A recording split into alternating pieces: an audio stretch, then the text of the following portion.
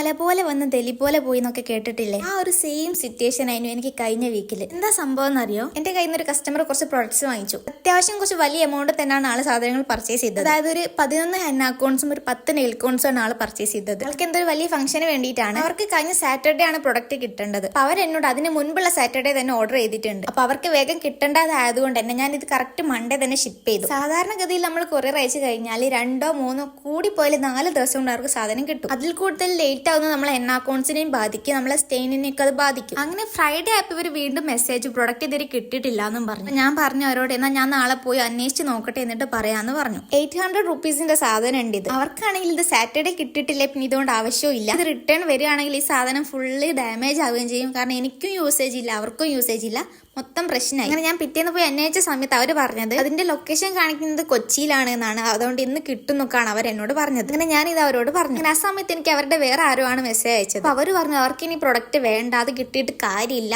അത്രയും പൈസ റീഫണ്ട് ചെയ്ത് കൊടുക്കാൻ പറഞ്ഞു. ഇത് കേട്ടപ്പോഴേക്ക് എന്റെ തല കറങ്ങാൻ തുടങ്ങി. കാരണം എന്തെന്നാല് അവർക്കിത് വേണ്ടെങ്കിൽ ഈ സാധനം ഇപ്പൊ റിട്ടേൺ വരുമല്ലോ. ഇത്രയും ദിവസം റൂം ടെമ്പറേച്ചറിൽ ഇത് നിന്ന് കഴിഞ്ഞാൽ ഇതിന്റെ സ്റ്റെയിനും ക്വാളിറ്റിയും ഒക്കെ പോകും. കാരണം ഇത് കിട്ടുകൊണ്ട് എനിക്ക് ഇനി യാതൊരു ഗുണവും ഇല്ല. അതേപോലെ ഞാൻ ഇത്രയും പൈസ അവർക്ക് റീഫണ്ട് ചെയ്ത് കൊടുക്കുകയും വേണം. ഞാൻ ഇതിന് വേണ്ടിയിട്ട് എടുത്ത പൗഡേഴ്സും ഓയിൽസും എന്റെ എഫേർട്ടും എല്ലാം വെറുതെയായി. എന്റെ പഠിച്ചവനെ തലവേദനയൊക്കെ വണ്ടി വിളിച്ച് വരികയാണല്ലോ എന്ന് പറഞ്ഞ അവസ്ഥയിലാണ് ഞാനുള്ളത്. അങ്ങനെ ഞാൻ ഇവർക്ക് ഇതിന്റെ ട്രാക്കിംഗ് ഐഡി ഒക്കെ ഇട്ട് കൊടുത്തു. ഞാൻ അവരോട് പറഞ്ഞു നിങ്ങൾ നിങ്ങളുടെ അടുത്തുള്ള TTDCയിലൊക്കെ ഒന്ന് വിളിച്ച് അന്വേഷിച്ച് നോക്കുമെന്ന് പറഞ്ഞു. അങ്ങനെ എന്റെ പ്രതീക്ഷ ഫുള്ള് പോയിട്ടോ. അവർക്ക് എന്തായാലും സാധനം കിട്ടിയിട്ടില്ല. ഇത്രയും പൈസയൊക്കെ വെറുതെ പോകാന്ന് വെച്ചാൽ അത് ഭയങ്കര സങ്കടമല്ലേ. TTDCക്കാരെടുത്ത് വന്ന മിസ്റ്റേക്ക് ആണ്. അവരിപ്പോ ഈ പൈസ തരുന്ന എനിക്ക് വലിയ പ്രതീക്ഷയൊന്നുമില്ല. അങ്ങനെ ഞാൻ എന്റെ കയ്യിൽ നിന്ന് എടുത്ത് കൊടുക്കാന്നൊക്കെ വിചാരിച്ചു. സാരില്ല പോട്ടെ, ഒരു വൈക്കൂടി പോവാണെങ്കിൽ വേറെ വൈക്കൂടി വരികയല്ലോ എന്നൊരു സമാധാനം. അങ്ങനെ ഞാൻ വിഷമിച്ച് നിൽക്കുമ്പോഴാണ് പിറ്റേന്ന് ഈ കസ്റ്റമർ വിളിച്ചിട്ട് പറയുന്നത് അവർക്ക് സാധനം കിട്ടിയെന്നുള്ളത്. അവർ യൂസ് ചെയ്ത് നോക്കി, നല്ല ക്വാളിറ്റി ഉണ്ട്, നല്ല സ്റ്റെയിൻ ഉണ്ടായിരുന്നു, താങ്ക് യു എന്നൊക്കെ പറഞ്ഞു. അപ്പൊ നിങ്ങൾക്ക് നമ്മൾ എൻ അക്കൗണ്ട്സ് നെയിൽ അക്കൗണ്ട്സ് ഒക്കെ വേണമെങ്കിൽ ഈ നമ്പറിൽ കോൺടാക്ട് ചെയ്താൽ മതി.